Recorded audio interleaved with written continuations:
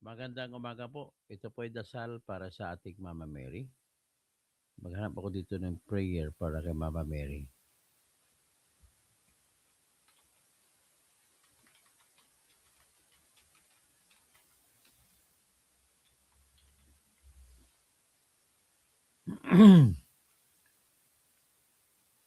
Oh, Blessed Virgin Mary. Ito pa, mag-pray tayo. Pero bago dyan, ilalabas ko po yung... Kasi Mama Mary Day po yun. No? Mama Mary Day, I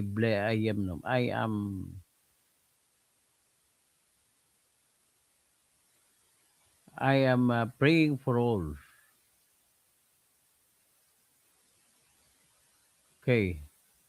So, Mama Mary Day po ngayon, holiday sa Pilipinas. Kaya wala po kayong trabaho mamaya pagising ninyo. So, I will say this prayer for before I begin my vlog today.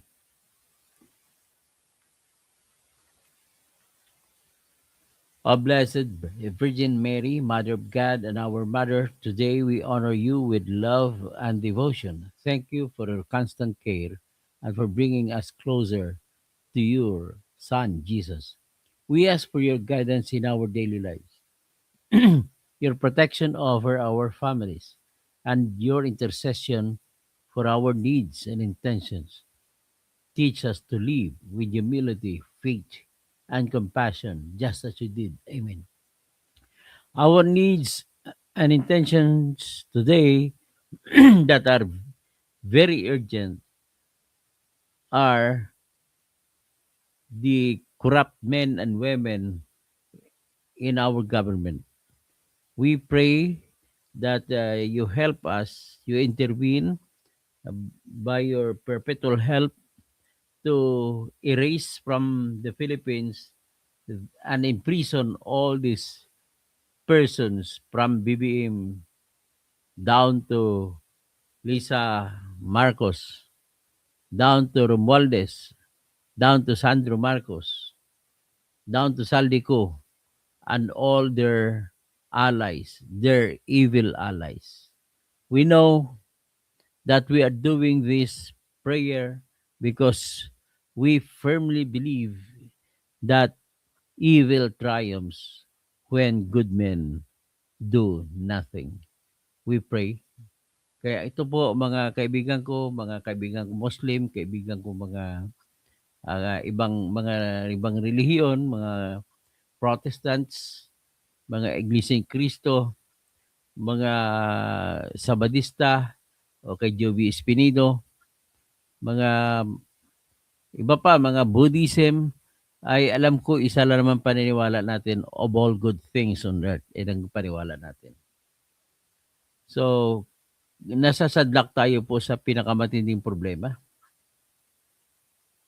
Said na po yung ating peso, ekonomiya natin. Makikita mo yung peso natin, 60 pesos na ang isang dolyares.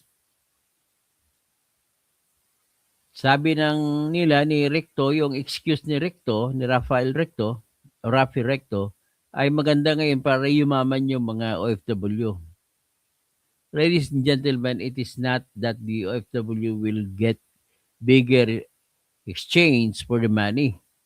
What is important is ang buong Pilipinas, ang ekonomiya natin ay maayos.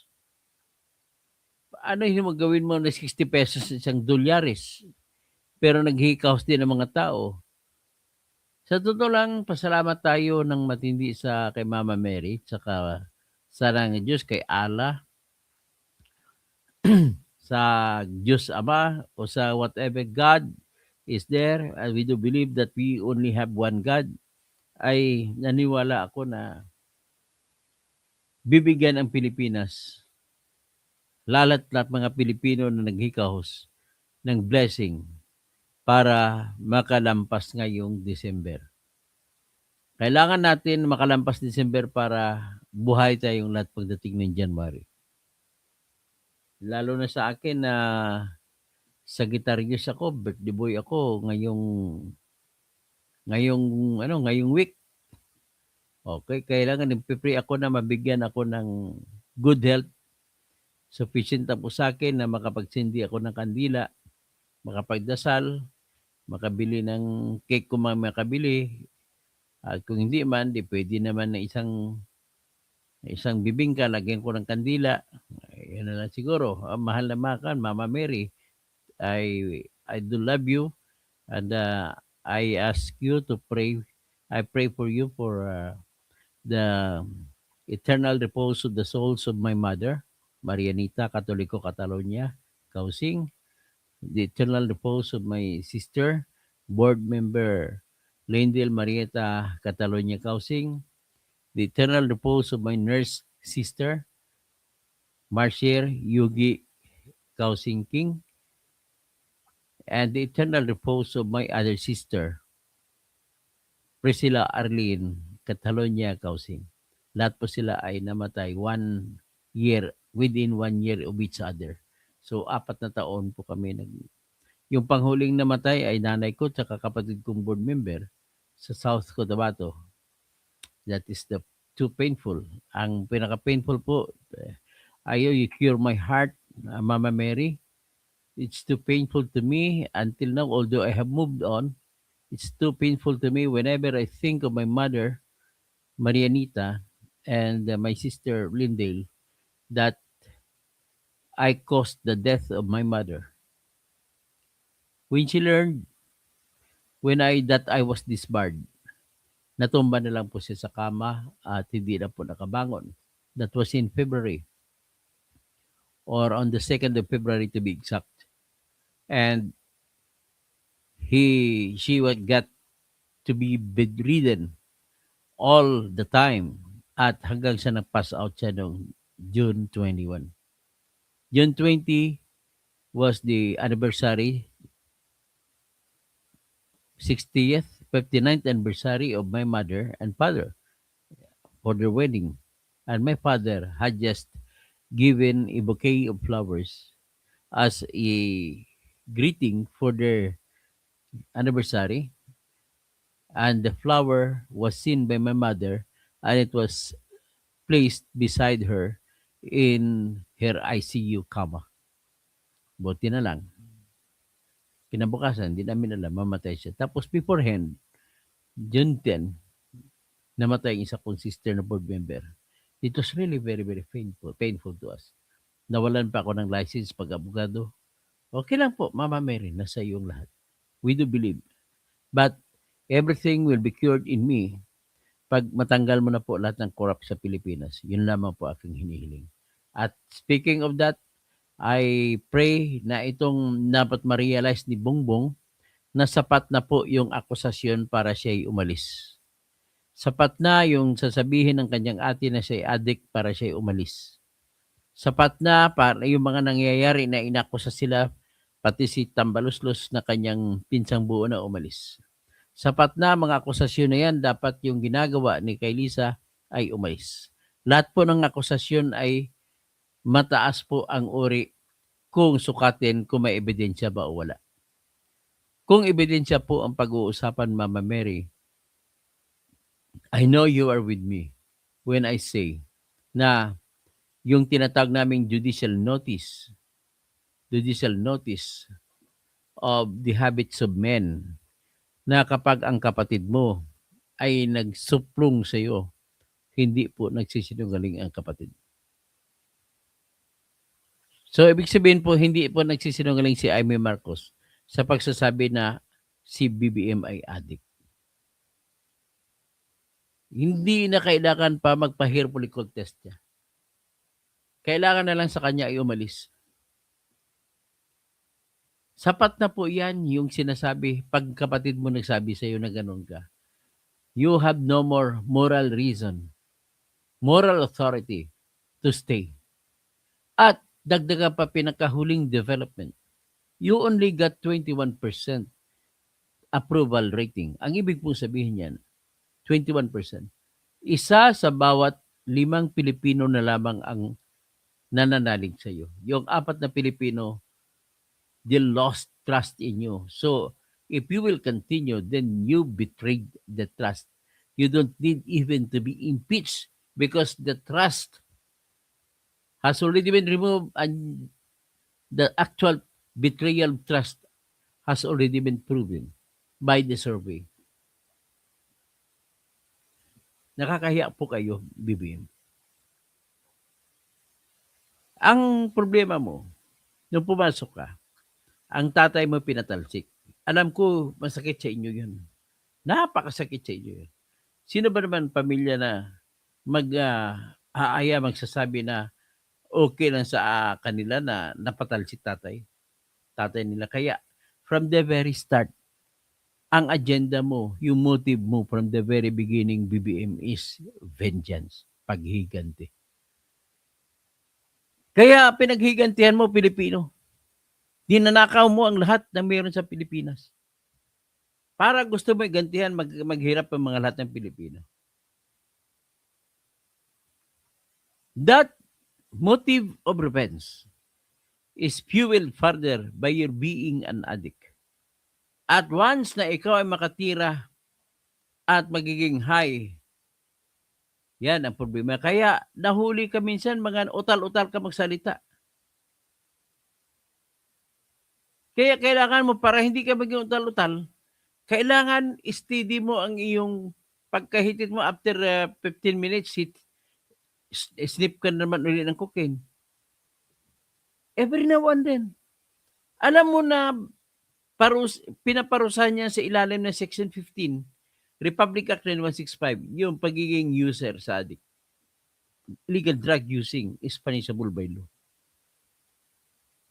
Ikaw ay nakapagpatupad pa ng law kasi presidente ka. So, ano ngayon ang mangyari niyan? Nagsasagi ito, sabi ni Leonora Banhog, sabi ko na kanina, ang proof ko yung kapatid niya mismo nagsasabi. Number 1 proof ko yan. At wala pong kapatid na magtatraidor sa kapatid. Dapat pag nagsasabi ng kapatid na gano'n, ay isa lang ang ibig sabihin. Totoo yan. At naghahanap ng katarungan si Amy. Ang gusto ng katarungan ni Amy, umalis na sila at humingi ng tawad sa Pilipino. Dahil nga sa pagtatraidor, alam ni Amy na tinraidor ng tatay nila ang Pilipino sa pagbagitan ng pagnanakaw ng pera ng Pilipino. Kaya wala po kayong karapatan mamumuno dito sa Pilipinas. Ibalik nyo muna lahat ng ninakaw nyo. Hindi nyo pa nabalik. Ilan lang ba na-recover ng Pilipinas mula ka tatay mo? Tanungin natin ang EI, how much has been recovered?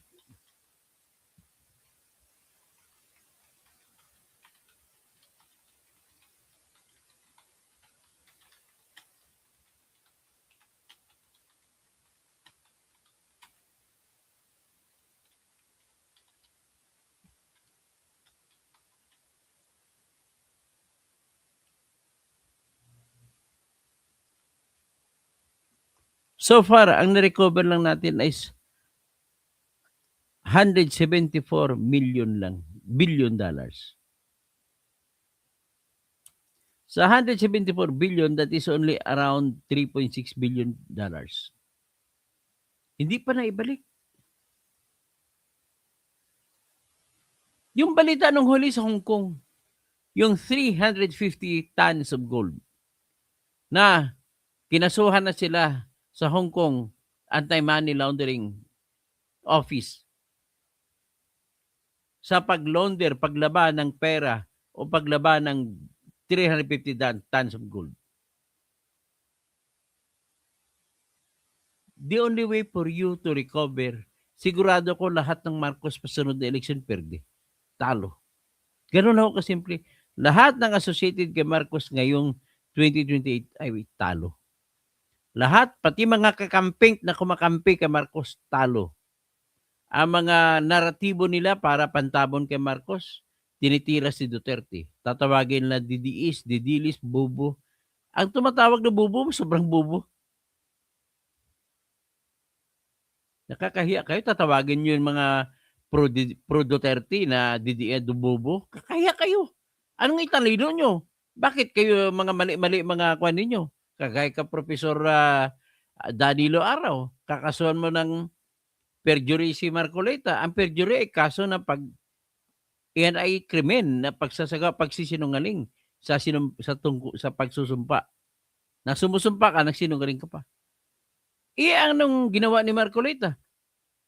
Ginawa ni Marcoleta, nagsumiti siya ng contribution na may nag-contribute ng mga donor sa kanya, hindi niya lang nilagay ang pangalan ng mga donors.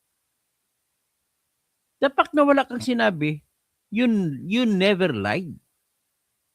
Sige, may sinasabi para maintindihan nyo, no talk, no mistake. Less talk, less mistake. More talk, more mistakes. No talk, no mistake. Hindi siya nagsabi kung sino donor niya, hindi na-identify.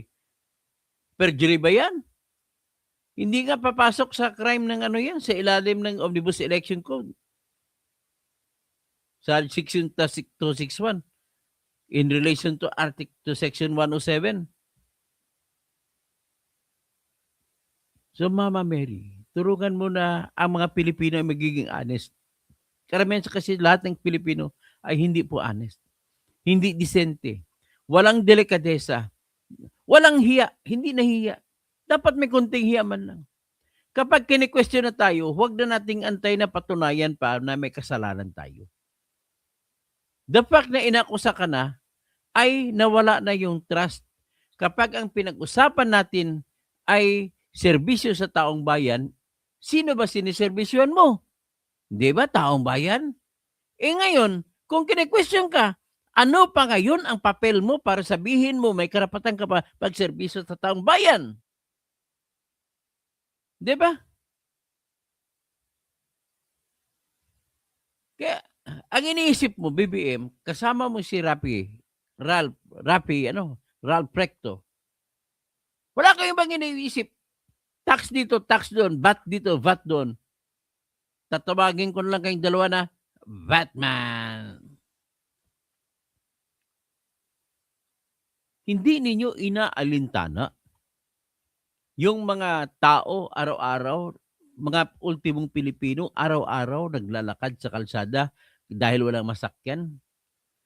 Nag-aabang ilang oras sa mga jeep para makasakay. Sa mga tricycle, ang mahal pa ng mga tricycle, 50 pesos. Di nyo ba inalintana yan? Ang hirap ng dinanas ng mga ultimong mamamayan na siyang nagtatrabaho araw-araw para lamang yung kumpanya na kanilang pinagtatrabahuan o di kaya yung pampublikong opisina na kanilang pinagtatrabahuan ay tatakbo. At kung tatakbo mga pribadong kumpanya, magkakaroon ng tinatawag na produkto. At kung magkaroon ng produkto, magkaroon ng negosyo. At kung magkaroon ng negosyo, magkakaroon ng buwis ang bansa. At kung magkaroon ng produkto at kita, may sisildo sa mga tao. At kung ang tao na may sildo ay may kapagbayad ng buwis sa bansa. Sa bawat bili ng bigas, may ibabayad na buwis. Sa bawat bili ng gasolina, kahit kada litro may binibigay na buwis. Sa kada bili ng candy, mayroong ibinabayad na buwis. Puro lahat yan may bat. Kaya puro kayo Batman. Kaya kayo mga Pilipino, huwag mo sabihin dahil wala kang trabaho ay hindi ka nagbabayad ng buwis. Nagbabayad mo ka ng buwis. Pag bumili ka lang ng pagkain sa Jollibee o kung sa ano, nagbabayad po kayo ng buwis. Kapiraso po ng mga binabayad ninyo sa mga binibili nyo may buwis. Bibili ka ng sigarilyo sa 7-Eleven, may buwis. Lahat po may buwis. Lahat tayo nagbabayad ng buwis. Mahirap pa o mayaman. Ang mga perang yan, kinanakaw nyo, galing yan sa inipon ng mga buwis. Saan ang galing ang buwis? Sa atin. Kasi ang buhay ng bansa ay buwis. So paano pa ngayon ang mangyayari sa buhay ng bansa kung ang kailangan ng bansa para mabuhay 100 billion, kinuha mo yung 50 billion. Grabe ka. Ito, BBM. So kung mayroon pang ibang mamamatay ayoko mamatay. Mahiya naman sana kayo maghanap. Asan ebidensya mo? Asan ebidensya? Sinasabi ko, kinaklaro ko, wala nang ibang pinakamatibay na ebidensya kung ayaw na, yun lang mga hair follicle. Kung ayaw na mag-hair follicle, ang sunod na pinakamatibay na ebidensya ay yung sinabi mismo ng kapatid. Kasi unang-una, anong rason? Sa tinatawag na judicial notice, wala pong kapatid na sisiraan ng kanyang kapatid. The fact, pag nagsalita na ang kapatid laban sa isang kapatid at wala namang ibang awayan na pampamilya na awayan dahil pareho naman sila mayaman, may pera din si Amy, may pera din si BBM. Kumbaga, ano bang hinahabol ni Amy para magalit sa kay BBM? Wala, except the truth that she wants him to tell the truth and resign. That's the only way to save whatever vestige in any Marcos. Kasi nagpatuloy siya, sinisiguro ko sa inyo, wala na pong bubuto ng Marcos kahit sa Ilocos. Bakit lahat ba ng Ilocano maka-Marcos? Ganun lang, kasimple lang yan. The only way to preserve your name is for you to surrender to goodness, to good things. Bakit? Alamin ninyo, bakit? Magtanong kayo sarili, bakit ang Hapon kumukuha ng samurai para isaksak sa kanilang tiyan at magpapakamatay? Akusasyon lang yan. Kung akusasyon ng pakamatay, ibig sabihin parang totoo yun.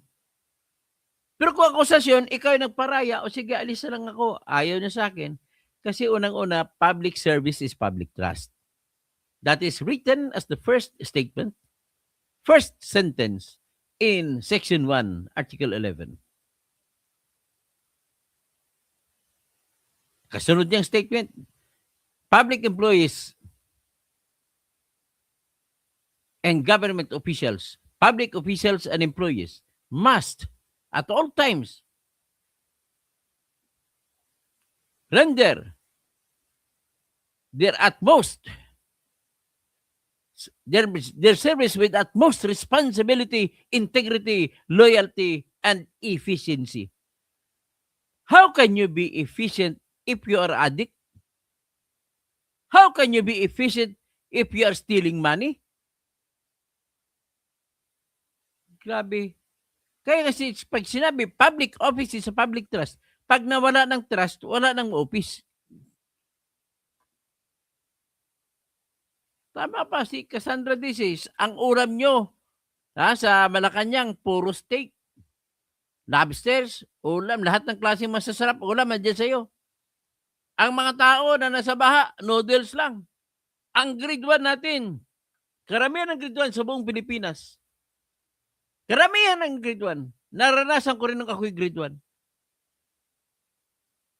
Sa panahon ko, ang ulam namin asin na may tubig.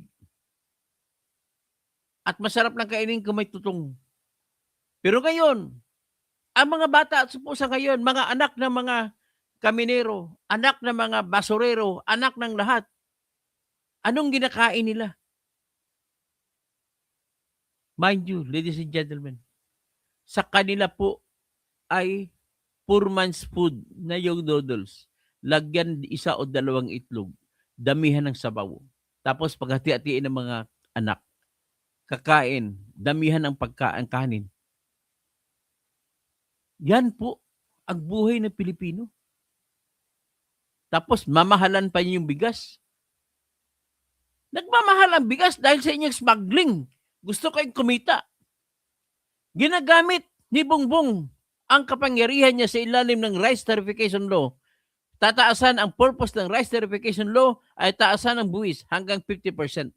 Ibig sabihin, pag bumili ka ng bigas 1,000, ang isang 25 kilos, ay papatungan niya ng buwis o tarif na 500 pesos.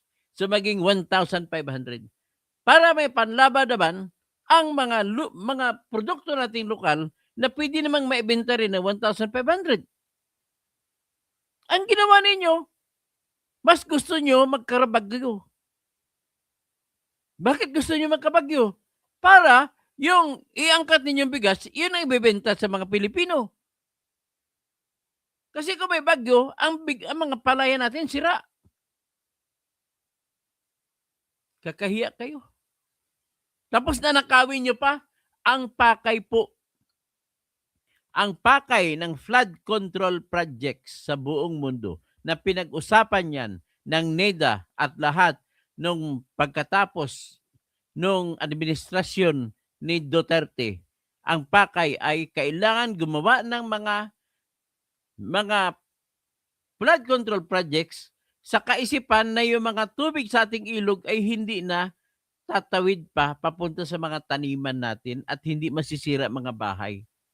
Nangyari ba yan? Hindi! Bakit? Binulsan ninyong budget para sa pagpatayo. Hindi lang kayo nagkasya pa sa substandard. Yung substandard niya nauka pa ng tubig. Tapos, matapang pa kayo magpagawa ng proyekto na walang gawa. Guni-guni, ghost. Mama Mary, ano pang gagawin natin sa mga taong ito? Ayoko po silang patawarin. Kami na mga nabiktima nila, kami po ang iyong bigyan na naman. Sana po, bigyan nyo kami ng grasya naman. Ito pang katotohanan ng buhay, oh. O magbe-birthday ako sa sunod na araw. Walang alam lang ako kahit pambili ng kandila.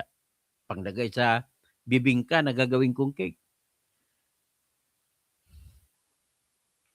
O, pakinggan natin ito. Hindi na natin kailangan ng pruweba kung totoo o hindi. What is important here is lumabas ang inyong kasabwat sa pagnanakaw na si Saldico at nagsalita ng lahat. Hindi pa ba natin sapat paniwalaan yan? May bit-bit pa sila ng mga papel na pinapakita. May mga malita pa na pinapakita. Kakahiya kayo. Kakahiya talaga kayo. Sa totoong kwento ng buhay. O ipapakita ko ang mga maleta na sinasabi, ilang maleta to, ilang shot ito ng mga grupo ng maleta. O yan, ilang maleta yan, ilang shot yan. 1, 2, 3, 4, 5, 6, 7, 8, 9, 10, 11, 12, 13, 14, 15, 16, 17, 18, 19, 20. 21, 22, 23, 24, 25, 26, 27, 28. 28 na delivery, pinakita. Minimum 500 million. Hindi pa ba sapat yan? Napruweba para ikaw ay umalis. Ngayon, maliban sa malita niyan, nilista pa dito ni Saldico ang pag-deliver mo. So, umpisa natin sa ito, palakihin natin.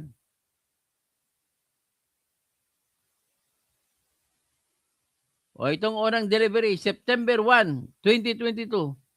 450 billion. Papunta ito kay Romualdez para hatiin nila ni BBM.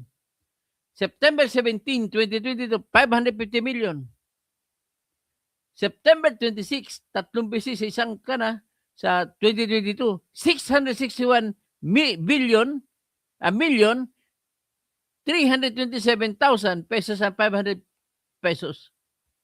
Tapos, October 5, 500 million pesos. October 15, 500 million pesos.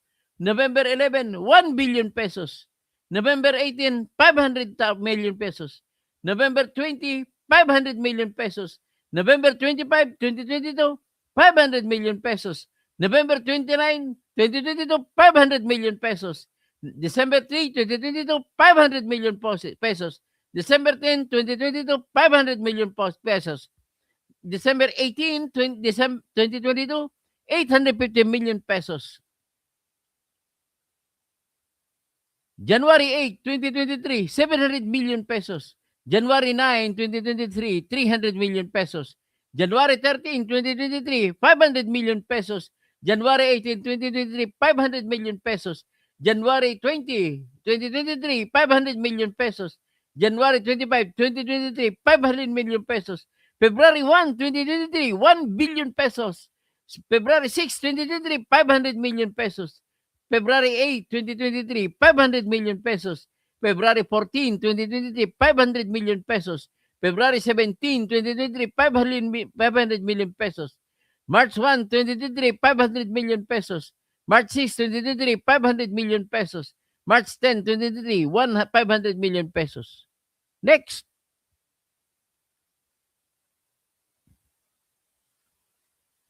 Pinakahuli dito, March 2023. Ito, April 2023, March 20, April 2023, 500 million pesos. March 27, 2023, 500 million pesos. April 2, 2023, 432,780,000 pesos. April 2, 2023, dalawang beses nag-deliver. April 2, 2023, 500 million pesos. April 19, 2023, 500 million pesos. May 3, 2023, 228 million pesos, 547,000. May 8, 2023, 500 million pesos. May 12, 2023, 1 billion pesos. May 12, 2023, 654,919,054 pesos. August 17, 2023, 500 million pesos. August 8, September 8, 2023, 500 million pesos. September 28, 23, 500 million pesos. October 5, 2023, 500 million pesos. October 16, 2023, 1 billion pesos. November 21, 2023, November 5, 20, dali.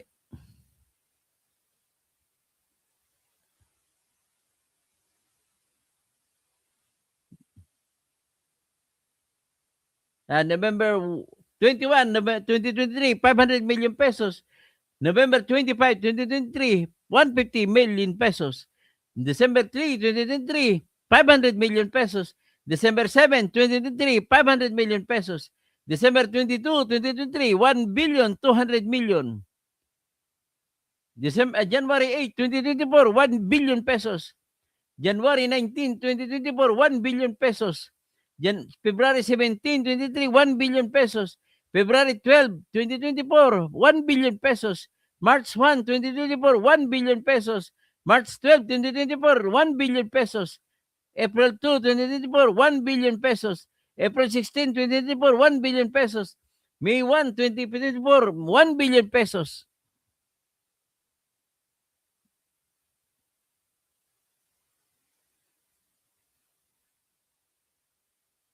Tingnan natin sa ano.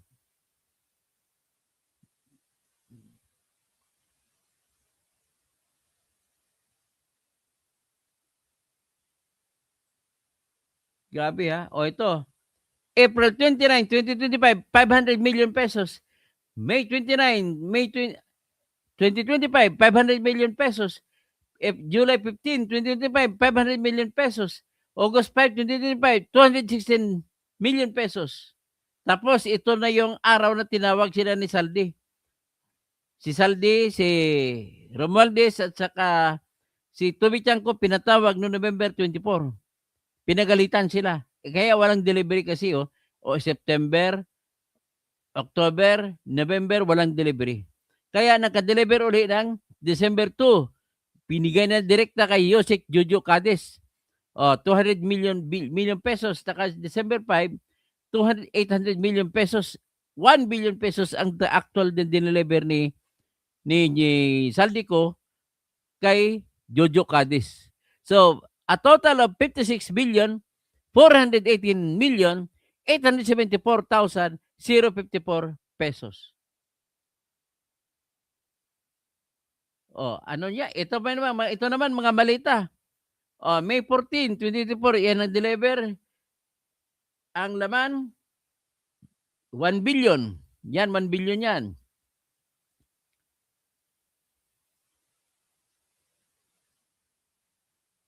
Yan 1 billion yan.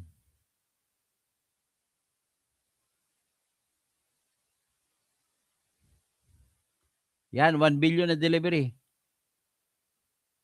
That was delivered on May 14, 2024. Cash out. Next. Yan. 250 million delivered in 5 luggages. December 14, 2024. Yan. Next. Itong delivery, 1 billion. October 2, 2024. Yan. Yan naman, May 1, 2024. 1 billion. Delivered to RR Romualdez.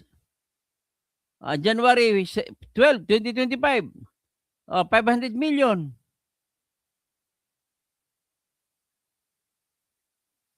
Tapos, January 17, 2025, 500 million.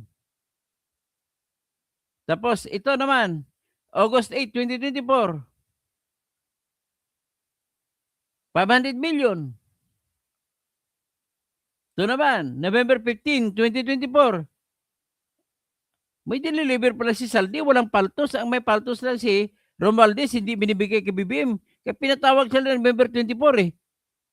Dito sila pinagalitan, napatalang deliver. Magkano to? 1 billion, oh. Grabe. 28 luggages. November 15, 2024. Ito naman, another 1 billion, January 8, 2024. Ayan, delivered to RR. Bahay ni RR to. Bahay ni Romualdez. Ito naman, cash out, July 15, 2025. 500 million. Tapos na election to ha. Delivered to RR. Ayan. O ito yung Maserati, naka-background na kotse sa gilid. July 16, 2024, cash out, 1 billion. O yung Maserati na sa gilid, kaliwa oh. Yan yung Maserati ni ni Romualdez. Yan, 1 billion yan. Ito naman, February 10, 2025. Total of 500 million. Delivered to RR. Ayan, andyan pa rin Maserati. 13 luggages, lahat. Ito naman, June 14, 2024. 1 billion for RR. Ayan. Ito naman, cash out, July 27, 2024. 1 billion delivered. Ito naman, November 29, 2024. Cash out, 1 billion delivered.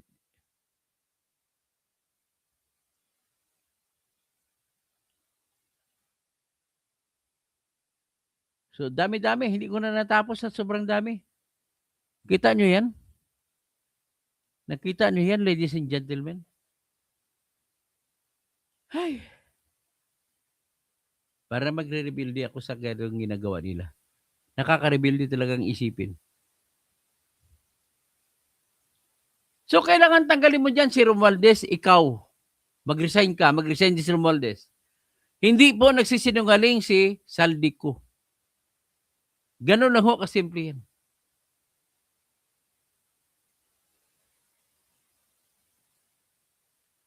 Grabe kayo. Lisa, Saldi. At least si Saldi, kakampi na ng tao. Nagsasabi ng totoo.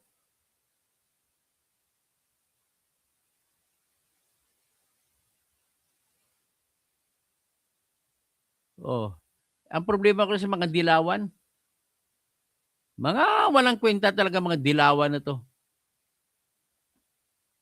Kinakampihan pa si BBM. Kagaya kay Kainso, kinakampihan pa si BBM. Halata na klaro na nagnakaw eh. Abang ko lang si Bad, Vlogcaster Armandin. Si Colec Suliman. Huwag kayong paguyo diyan. Alam niyo na ibig sabihin, alam niyo nang ibig ko sabihin.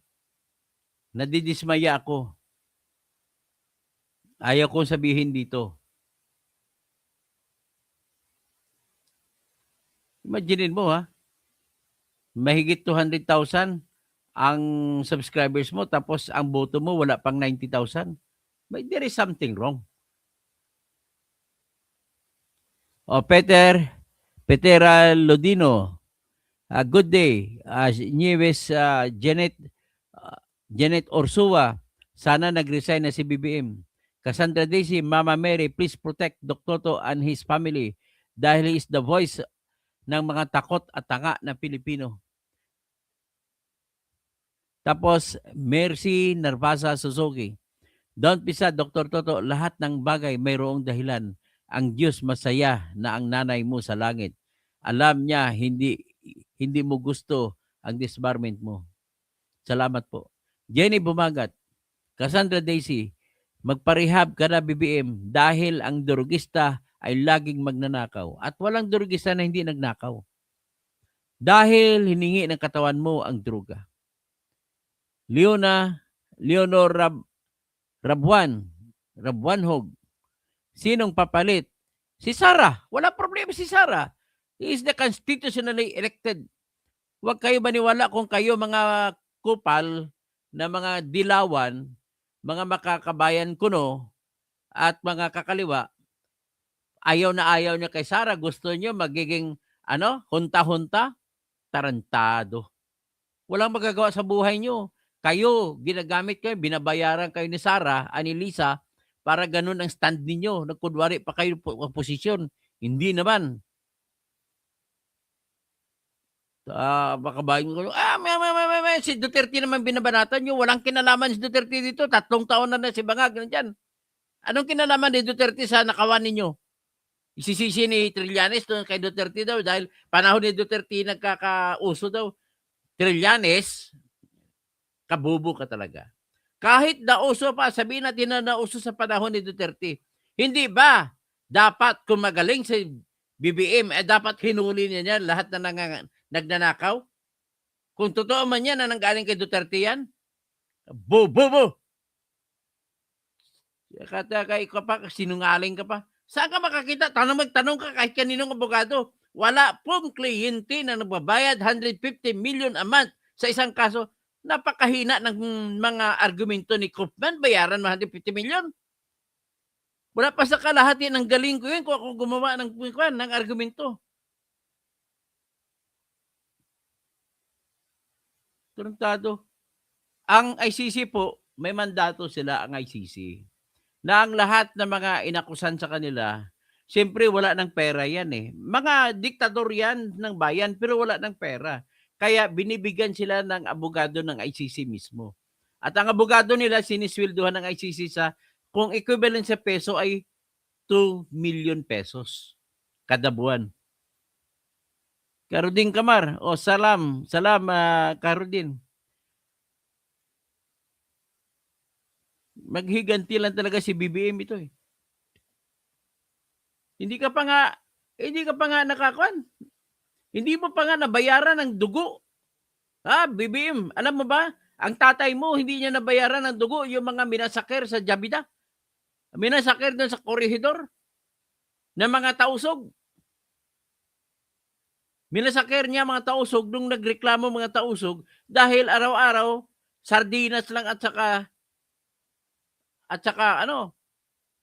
saka tuyo ang pinapaulam sa tao. May training ka. Dapat ang requirement mo sa calorie sa karne ay dapat mataas. Papakainin mo lang ng sardinas. Kinukurakot kasi ng general na nagtitraining doon. Kaya nung nagalit, nag-aklas yung mga tausog na trainee, minasinggan niya. Buti may nabuhay isa, nagtitistigo. Lumangoy galing korehidor papuntang Cavite. At sinalba siya ng senador noon na taga Cavite na si Senator Justiniano Montano. Mama Mary, pabertihan mo na lang kami. Jenny Bumagat, hello po Sir Toto. Advance happy birthday po. Salamat po. Cassandra Daisy, Leonira Buanhog, sumunod ka sa konstitusyon, binoto ng majority si Sara at talo ang Pinklawan. Yasmin, Attorney, bakit po madami pa rin bubong abogado po? Hindi ko po nila lahat pero madami po ako napanood na against sa law ang constitution and stand nila. Kasi po, natalo na sila ng kanilang emotion. Ang emotion nila, nagdidikta na ayaw nila kay Duterte. Ganun lang o kasimple lang yan. Whatever it is, they do not have reasons. Tinalo sila ng kanilang emotion, ang kanilang reason. Jenny Bumagat, hindi namin alam kung ano ang hinahanap natin sa susunod na taon. Nakawalang kumpiyansa po talaga. Bobby Admain, Sir Toto, ano ang latest balita sa kaso ni Erwin Tulfo? Maghintay lang po at malapit na magpapatawag na po ang Senate Electoral Tribunal para mag-umpisa ng aming hearing ni Erwin Tulfo, ni Senator Erich Sylvester Tulfo. Cassandra Daisy, Si Recto ay tax collector. Sa Bible, makasalanan ang tax collector. O nga, pero mas matangkad siya kay ano eh. Kay Zacchaeus eh. Yasmin, ang goal nila kaya din sila nasa pwesto ay mangulimbat po, attorney. Wala silang pakialam. Ang goal po nila hindi lang mangulimbat. Iipon sila ng pera para manatili. Ang pinaka ultimate goal nila ay magdeklara ng martial law. Ikukudita ni Bongbong sarili niya para wala ng eleksyon mangyari sa 2028. Marami pa rin sa kapwa natin, sabi ni Cassandra, Pilipino ay hindi alam mag-demand ng decenteng sweldo at trabaho. Rowena Nanardo, malinaw ang galawan ng mafia admin na ito. Lahat ng kukontra sa kanila, tatrabahuin nila. May cancer kasi sila sa pagkagahaman. Walang kabusugan. Sana mga bawiin ng Diyos. Ha? Kaya ito sino nag-joke-joke, ano? Si Bong Revilla may agimat. Anong agimat niya? Di ba hindi matabla ng bala? Hindi matabla ng hiya. Yun din, kayo din, BBM. May agimat ka BBM, pati si Romualdez, pati si Lisa, si Sandro. Lahat kayo may agimat na hindi ka matabla ng hiya. Kaharuding Kamar, ang lakas ng loob nila Nako, dahil alam mo, sa totoo lang, kaming mga galit na talaga sa totoo lang, galit ako. Unang-una, wala. Ang mga kausap ko lagi sa aking trabaho, wala pong nagbabayad kasi nakikiusap, wala ring pera. Hindi mo na rin pwede maiwanan. Ganon po lahat halos. Hindi ba napansin maraming mga negosyo na maliliit nagsasara? Romel Gonzales, bakit lahat ng mga Davao, baka Duterte, tanga? Oy, ikaw tanga. Bubo ka. Bakit ka? Tanungin mo sarili mo, bakit? Mas mahal yun sa Duterte. Gusto mo sasabihin ko sa iyo, tanga, Romel Gonzales? Ganito po yon. Maraming pinatay si Duterte. That is, considered na siya ang nagsugo dahil sa panahon niya. Yan ang sinasabi na. Given that, kung totoo man yan. Pero hindi mo rin may kakaila na nagtumahimik sa panahon niya na wala nang naglalako ng droga sa panahon niya. Kahit sabihin mo pa na may sarili siyang droga na drug gang, sinasabi ni Trillanes na sinungaling, o di kaya sabi ni Las Cañas, paniwalaan natin si Las Cañas, mas totoong tao yun. Kahit sabihin pa natin totoo, the reality of life is, wala pong nangyaring mga maliitan, walang nangyaring rape sa panahon niya, noong panahon na yun na nag-istrikta siya. Hindi mo maikaila, hindi mo masabihin na hindi nangyari ang naging matahimik ang bayan. So, kapalit lang yan. Mamimili ka ngayon. Paparusahan ba natin siya na nanahimik dahil sa ganung paraan? Well, it's a decision that should be based on the rules of law. Hindi kagaya ng sa tawagan tanga. Bakit ka hindi ka tanga? Sino ba binuto mo para sabihin mo tanga ang iba?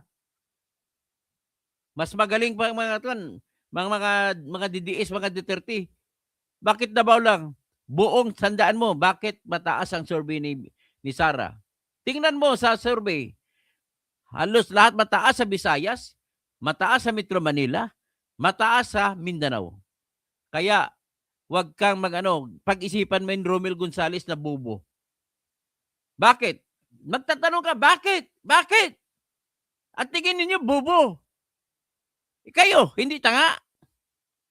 Cassandra Daisy, sa sarap ng ulam ng mga Malacanang. Yan nga. O Rowena Nardo, binigyan nila ng second chance para linis ang pangalan nila, mas lumala pa.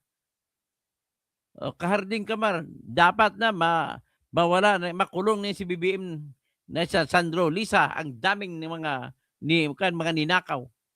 Akalain mo, maglalagay siya magsingit siya ng programa doon sa amin sa Coronadal. 200 million. Tapos sa Diegos, lalabas na 100 million kada kilometro ang gastos. Yun pala, wala man ang pinagawa kahit isa. Overpriced na, hindi pa pinagawa. Sa amin, 1972 pa nagawa ang kalsada sa Coronadal hanggang General Santos City. Hanggang ngayon, wala pang crack.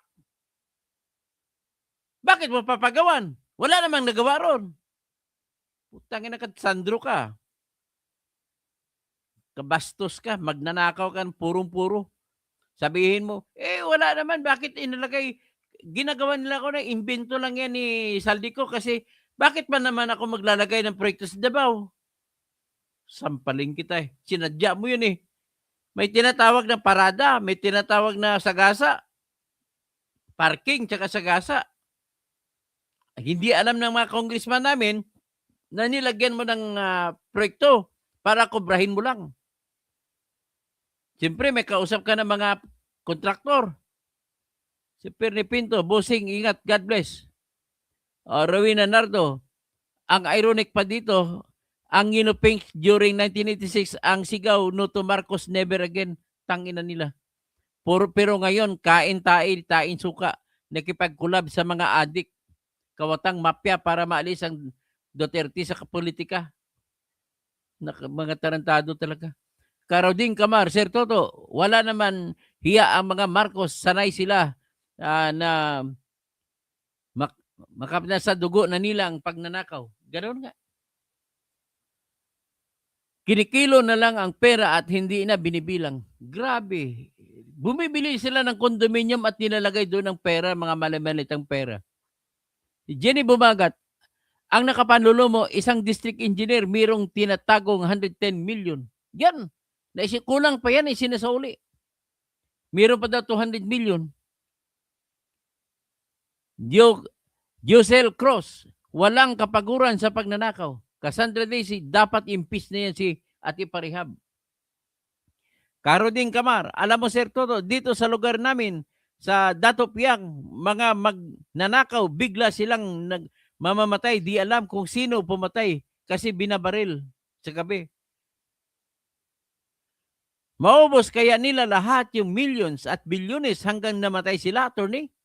Kawawang mga Pilipino, my heart is bleeding for them. Rowena Nanardo, kumukambak ang mga dilawang tae sa pag-asang muli nilang makukuha ang kontrol sa Pilipinas. Wala na, mulat ng tao. Hindi kayo para sa bayan, pera't kapangyarihan ang habol ninyo. Cassandra D.C. Saldico ay A1 informer.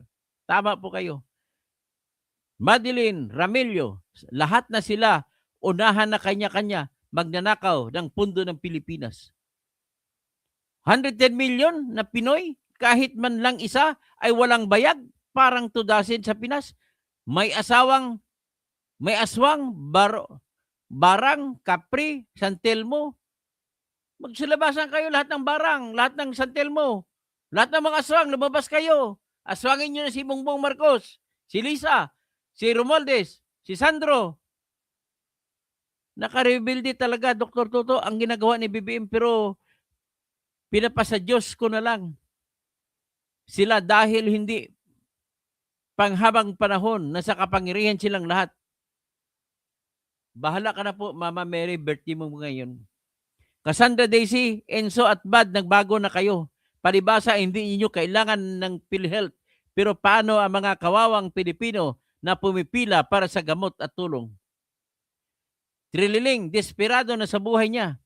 Shadow, Ma'am, pa-shoutout po sa mga classmates ko sa Japan. Sila, Guri, Sakuragi, Miyogi, Mitsue, at kay Rukawa. Cassandra Daisy, main problem din po ang mga 249 congressmen, women na gustong iligtas si BBM kaysa sa mga Pilipino na nalunod sa pagnanakaw ni Marcos at bumuto sila sa gusto nang tanggalin si Kiko Barsaga. Malungkot yang iba, baka BBM, ubos na pundo natin. Vernon Montales, paano mo nasasabi mo na sinungaling si Trillanes na may resibo? Anong resibo? Kabubuhan ng resibo. Kabubo siya, ipalabas mo sa dito. Saan niya nakisa ng resibo niya na totoo yung 150 million naman na ibabayad kay Kaufman? Mahina pong abogado si Kaufman. Pasensya na po, Sarah. Mas magaling ako dyan ng dihamak. Cassandra Daisy, attorney, saan galing ang mga cash? Saan ba? Saan nyo ba kinuha yan? Kaharudi ka ba? Lahat ng kakampi, mga magnanakaw yan at adik. Yaismin, happy birthday po, Dr. Toto. Salamat po. Hanggang dyan lang. At least pinakita ko Paki-share nyo para makita ng lahat ang mga pera, karamihan sa pera na ninakaw na napunta kay Marcos. Maraming salamat po. At paki-invite naman sa iba na mag-join sa ating channel at dadami po tayo. Maraming